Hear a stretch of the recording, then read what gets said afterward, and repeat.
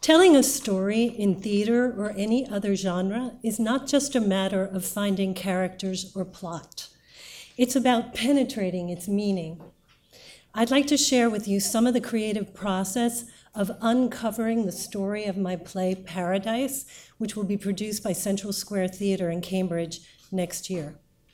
So about 5 years ago, I submitted a proposal to write a play about the neuroscience of romantic love to the Alfred P. Sloan Foundation on Ensemble Studio Theater. I wanted to know if what science could teach us about love might rival all the insights of the greatest love poets. I started with an image of a disgraced scientist whose expertise was the study of love, forced to teach in one of the worst public schools in New York City. And I instinctively knew he butted heads with a female student. But who and why? Then I remembered some girls I had taught in a public school as a poet in residence at a public school in Brooklyn. These girls had been facing arranged marriages. Oh, I thought, how fantastic. A man who has burnt all his connections in life suddenly meets a girl who has way too many connections in her own life. A man of science who was raised evangelical and is now an atheist meets a young girl of faith. And this young girl is brilliant. She has her own hypothesis of love. She has studied his work, and her hypothesis is, could that intense release of dopamine that occurs with first love be akin to, let's say, a first hit of crack cocaine? And because after all, love and addiction operate on the same neural pathway.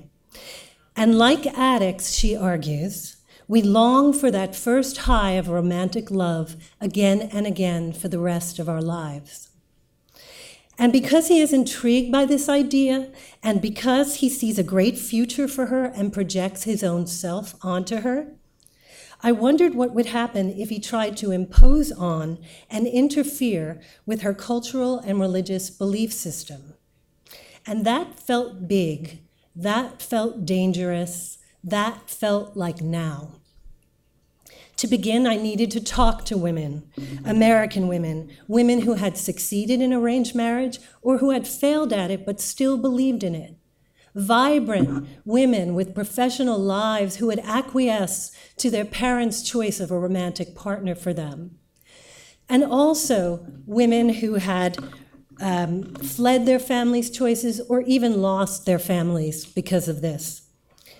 And I realized that the institution of arranged marriage in its many, many forms, it could be viewed as a lens to explore how young women, often recent immigrants or first generation, are reconciling the American emphasis on freedom and individuality, choice of romantic partner being the ultimate expression of that, with their own communal and interwoven cultures. And I suddenly understood that this was going to be a story about a young girl trying to walk a tightrope between her own traditional culture and American culture, between science and religion, between East and West, and to somehow keep what was best in each, to notice the contradictions and embody them.